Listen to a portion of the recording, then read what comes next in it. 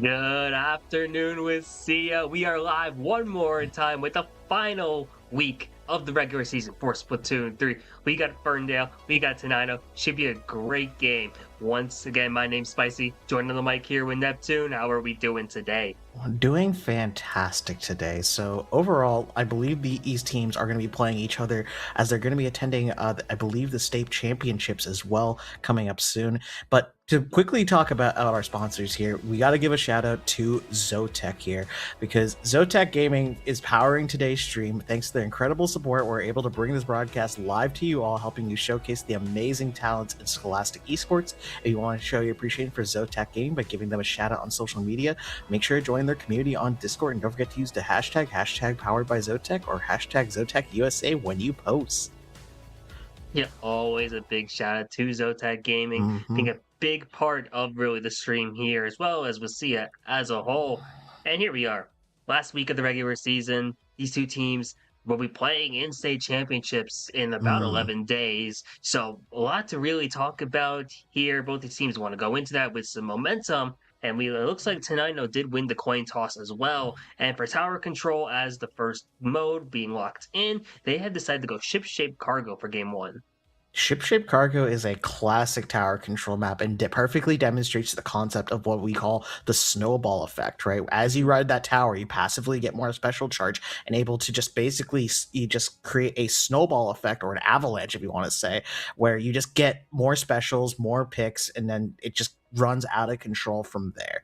So yeah, that's typically what I'm going to expect from this game mode, especially since I've seen a lot of WSSEA blowouts, especially on tower control. But things can get close, things can get a little dicey at times. But at the end of the day, both these teams are going to be attending state championships, so this is more of a seeding match, if anything else. So it kind of brings that storyline, Spicy, where like, man, you want to get this upper hand here, but there is that breathing room here, but you don't want to rely on it. You know what I mean? Oh, definitely. Yeah. And not only is this a seeding match, these two teams have a good chance to actually play each other in the playoffs at the state championship. So not only is it seeding, but it's also like a scouting game here too. So watch us end up just going the distance, go all 5 games, just so these teams have a feeling, okay, we know what this team wants to do. We know how we're going to end up counteracting it. But here we go. We get a chance to see what we got. Ferndale here in the yellow, Tenino here in the blue.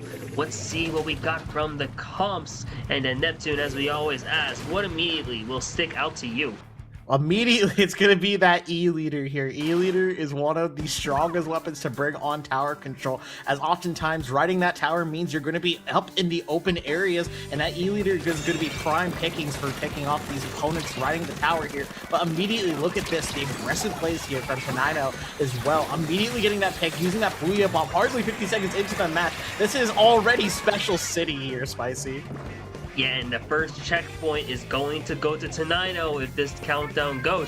No one in the sight here. It is just Chef Caleb here riding the towers. Ferndale tries to find a stop, and they do get a good way to get it stopping as the tower goes towards the 55 here from Tenino. Matter of seeing what Ferndale's going to be able to do. Everyone is bunched up on the tower so far, and Baconator here on the E-Leader might have a chance to not only set up beacons, but also go for some shots as they try to stop this push.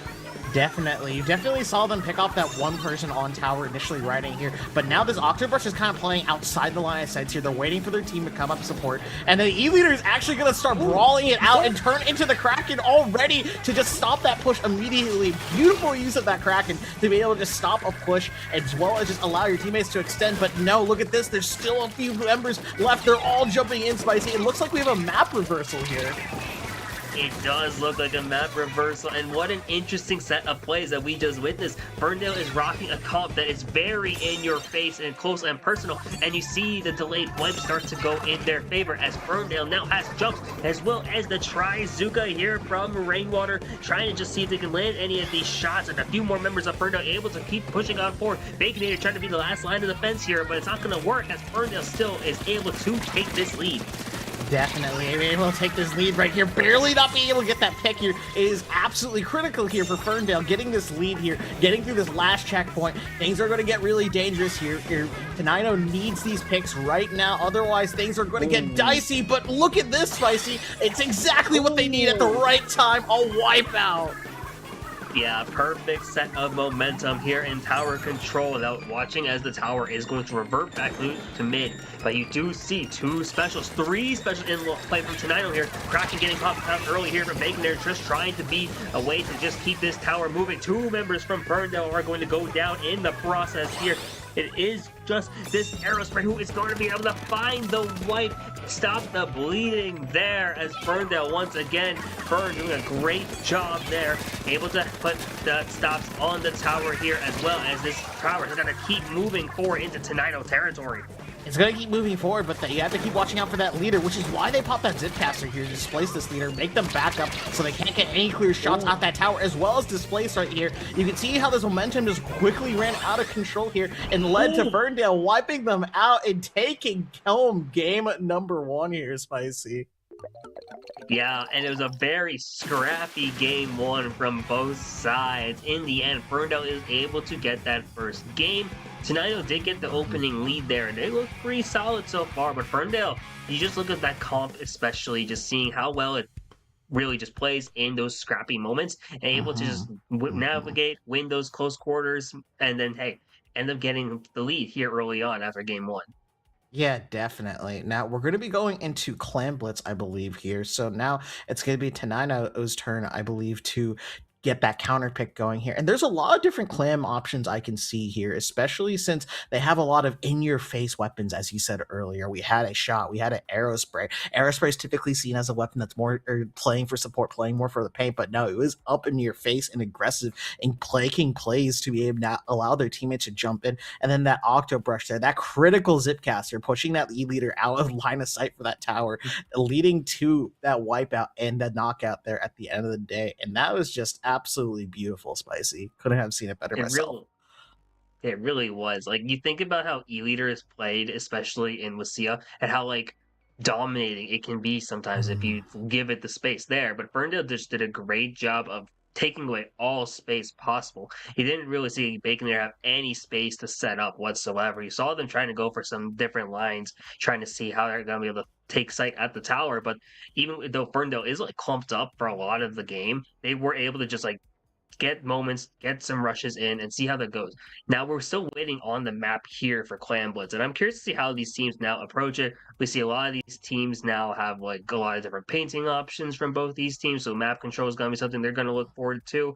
And they saw the brush spell well from Ferndale, so an option there just to see how they're going to be able to get to the tower and to the basket when they also just have a lot of speed, I would say, on that comp.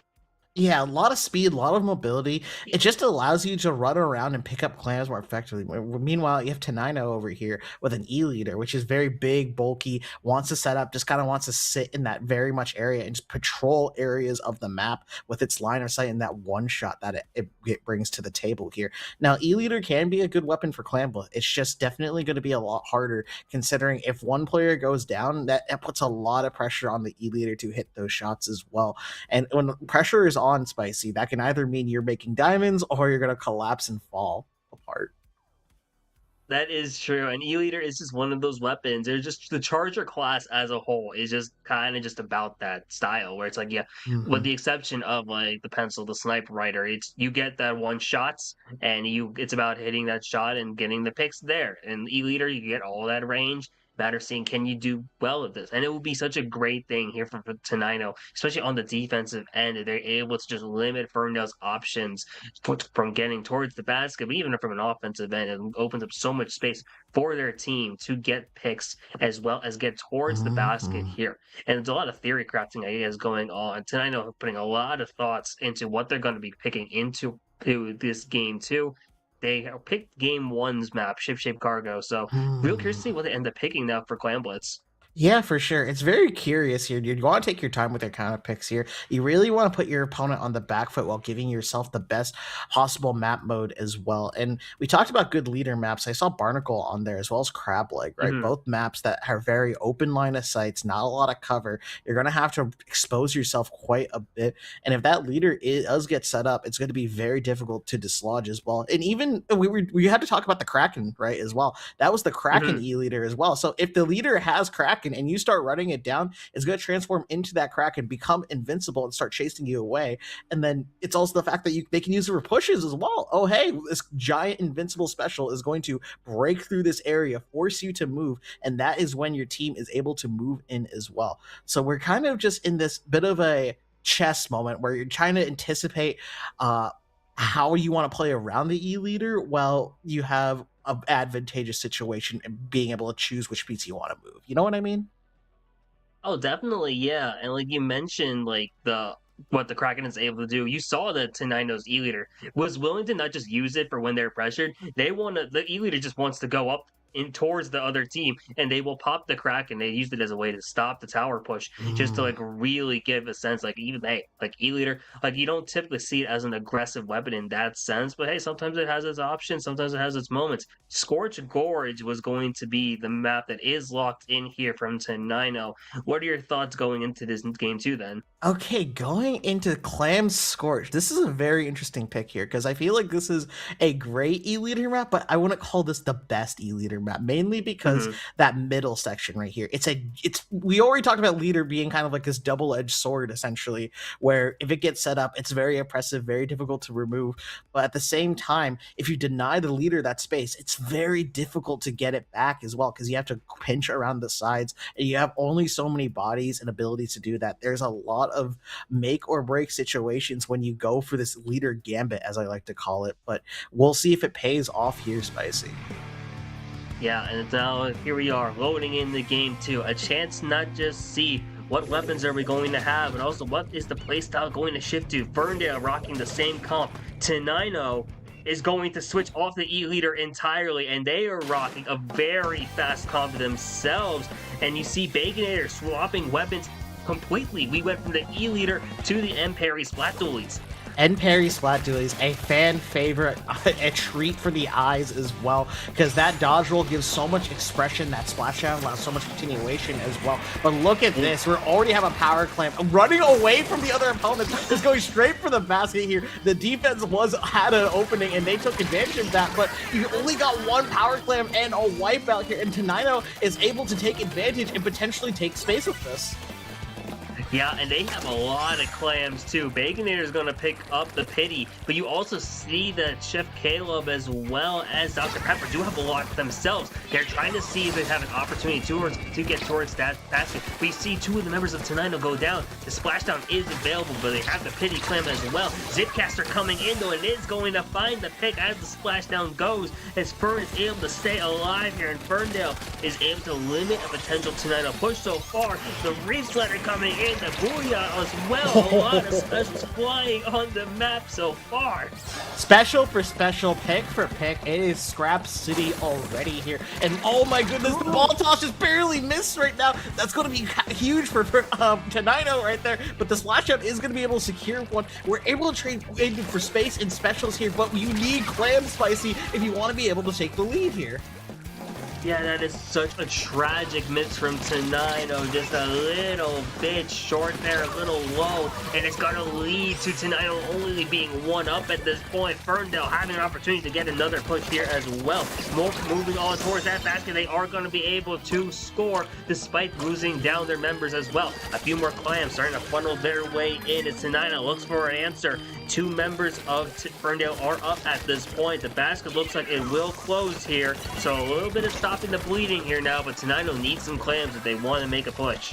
They definitely need clams, but they also need our picks and spaces as well. Because Ferndale's playing the more rat game here. They're just bypassing defenses, finding these openings, and opting for the points right here. As we see right now, the Booyah Bomb comes out and already shutting that down. Caught out there, Chef Caleb. Chef's kiss right there, Spicy. Yeah, the awareness, the presence of mind to turn around mid Booyah Bomb and to just shut down the opportunity for Ferndale to get the push. It does stall out for Tenino though, as you see that a power clam is going to fizzle out there. Not a great thing here for Tenino. We are already halfway through this game in terms of time. Tenino has yet to score one member up here at this point. It is Justice Empire who is doing everything they can to stay alive, but they get shut down. The jump is going to get punished out as well. The lane wipe effectively here as Ferndale looks to go towards the basket one more time, trying to see if they can get any more. Definitely getting that more clams already. And we gotta highlight the brush strength here as well. You saw the Octo Brush not really having much paint up there at front, but using that roll mode as well to essentially bypass that. And then we have an Ink Brush right here, which is a lot more mobile and a lot more faster right here, but you're gonna need clams in space to be able to do it here. Beautiful flank right there, but it gets shut down. It just seems like Ferndale's defense is just on par right here. And while Tenino is starting to catch up, there's only so much time left in the game here, Spicy. Yeah, 90 seconds. This is a doable push here for Tenino, but Ferndale's going to keep finding a way towards the basket. Do you see how Ferndale will constantly have these members of their team to distract while also letting up another opportunity? The baskets just keeps getting flanked at this point, but it also leaves another pity clam here for Tenino. If they get a push, if they get a wipe, get some map control, something big could happen here, but Ferndale once again finding the two down. You see them making another push towards the basket. They find another wipe, and they should have some clams getting passed around to each other to maybe form one more power clam, and they score again. Scoring once again right here. We're having a situation where we're just kind of playing for trades a lot of the time. But hey, a wipeout here already is going to give Tenino an opportunity to potentially turn things around. You have no points on the board, but that's also a benefit here. You don't have any penalty to work through. You just need the right situation and the right timing right there. We saw the splashdown come out. The Brush is going for clams, and Baconator is popping off right here, getting a full wipeout. And this is what you need, Spicy, to turn things around. Yeah, a lot of clams in play. You also see that the Brush has the hammer available. We're suddenly down to only a 15-point lead here. This is starting to funnel in. One more clam to tie would be enough here. And as a matter of seeing, can they get towards this basket? Tenino trying to do something here with this hammer. You see that Dr. Pepper is going to be able to find it, but they get shut down right before they have an opportunity. There was no other clams in play as Ferndale is able to hold on here in game 2. Oh my goodness, that is a hold your breath moment here if you are Ferndale right there. Very quickly, you were in control for majority of that game. Then the final 90 seconds started ticking down right there. Tenino realized, hey, we need to go and do something, and that's exactly what Baconator did. Just walk up into that basket, get those splats immediately. Instead of opting for the Ferndale hit and run strategy, we just cleared out the entire space, so we had all that opportunity to score clams right there. And then 2 more clams would have swapped the lead. It was just really unfortunate the spawns were not in their favor right there, and that gave just enough time for Ferndale to set up their defense and get those crucial picks right there. But wow, talk about a heart stopper there, Spicy. Yeah, that was, and like, think that's such an crucial stop there for Ferndale. You look at what would have happened if Tenino would have won. This would have been a 1-1 set to this point. Now Ferndale he is here on match point, and what an ending really that was here. Tenino was trying so hard for so much of the game, but Ferndale just kept like ticking away, keep like slapping at the basket, essentially just throwing those jabs. Tenino tried to respond with the haymaker, and it just didn't come enough there. Just 2 clams short to end up getting the win. We are going to turf war here for game 3. Tenino is once again picking the counter pick, and they have a lot of options here, not just with the map, but also with their weapon pool, it seems. Yeah, for sure. Because I feel like you want to take the E-Leader gambit here on Turf War, especially a lot of players that I see in NA League that typically do run leader typically shelve that away for something else as well. Because as great as E-Leader is as getting picks, it's not the objective of this game mode. It's here about area control, map control. Right, you have to get enough paint on the ground, and if anything goes wrong, E-Leader is very much out of luck to be able to do anything to turn things around. But in Turf War, we have to worry about that last minute, how much map coverage is around and holding that space here. It's something you see a lot going on recently with the Nintendo North American League as well, but we'll have to see how this plays out here on Wahoo World, Spicy. Yeah, we see a lot of Wahoo World here in Turf War. Ferndale with the same comp again. And you see Tenino rocking the same comp here as well, just using what they used here in Clan Blitz. They knew it was close. They knew it was probably good for this map. And now also seeing just the immediate opening from both these teams. Ferndale opting to paint more at the base. Tenino looking to just go rush towards mid. Yeah, definitely. This is quite the contrast here from both teams already. Opting for an opportunity to take more space in pushing mid, and meanwhile Ferndale's going to play the long game with focusing more on spawn right here as well. But unfortunate pick right there as well if you're on Tenino as well. But never mind, trading it out pick for pick. The Zuka comes out there getting another one as well. But look at this, Spicy. A lot of mid control is over in Tenino's favor because of that opening play there.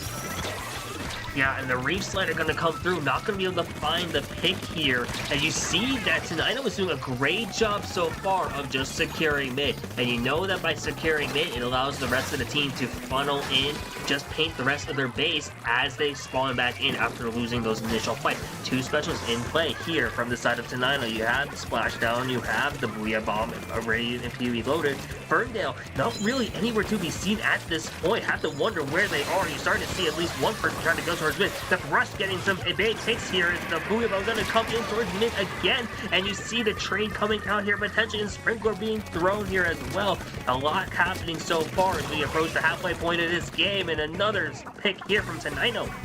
Definitely. We had that arrow spray on Tenino there, patrolling a lot of mid right there as well. We did see Tenino go into danger here, so we're going to be seeing a Ferndale going to lay on a little bit more pressure, especially with the Zuka getting a crucial pick right here. We're going to be approaching this last minute right here, and holding mid as well as a lot of your spawn paint right here is setting Ferndale up for success here, Spicy. Yeah, the Booyah Bomb gonna come in now from Tenino. You know that the hammer is in play here from this Rush. If it's able to find picks, it's gonna lead to some big moments here as well. One member going to be down from each side here, but the danger is still in play from the side of Tenino. Though you look at this map though, and Ferndale is also deep into Tenino territory. Deep into Tenino territory indeed here. It's going to be make or break in these last moments. These last couple of fights are going to be absolutely critical here. Ferndale already had going one down here, and we can see the other members of Tenino slowly clicking in and picking up these members one by one. It's just this Octobrush here opting to hold the paint as well, and slowly but surely this paint battle might be the reason why they come out on top, Spicy. Yeah, 30 seconds to go. The danger is still in play. Splashdown going to come through, but no picks in sight. The Brush still has the hammer, and you have to see where these picks are going to go. This team fight could change everything here, but it's a matter of seeing can they get anything else off of it. The Brush is down now from the side of Tenino, and you see that Ferndale's got to be all up. It is just this Dooley, who is not the painting player you want. They're going deep into territory, but Elam is the rest of the airspace, and they're going to be able to put the danger up, and with that in sight here, Ferndale is going to end their regular season here with a 3-0 win. 3-0 win indeed. I believe that's going to bring their record up to, I believe, a 4-4, giving them quite a bit of a leg up and when it comes to seeding in the championships that are coming up there, Spicy. But before we get into that, you got to talk about these teams and how beautifully they played that Turf War game right there. Just, I love Ferndale's approach of like slow and steady wins the race here. We're going to do what is required, pay our spawn, slowly push up, not push too far past mid, but we're going to take these fights together. Meanwhile, we kind of had a bit of a gambit play from Tenino there as well, where we just wanted to take as much space as possible and lock it down. It just did not pay off there, unfortunately. But at the end there, anything could have happened. It's just Ferndale played the slow and steady game, the macro game, just a little bit better there. They really did, and from that opening itself, like you saw that a lot of Tenino's gameplay in Turf War was kind of centered around mid.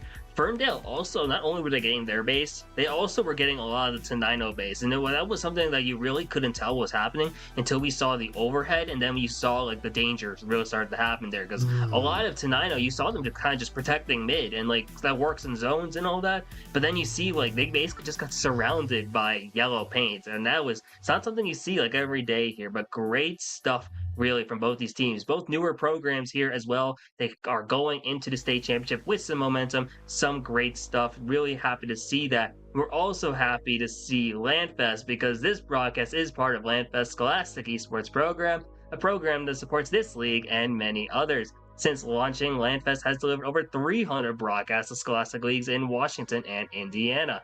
We provide these broadcasts free of charge to the leagues, schools, and teams we cover, and your generous donations make this all possible. As a reminder, every $200 raised covers the operating costs for one regular season broadcast. So if you appreciate our work, scan the QR code on screen and donate today.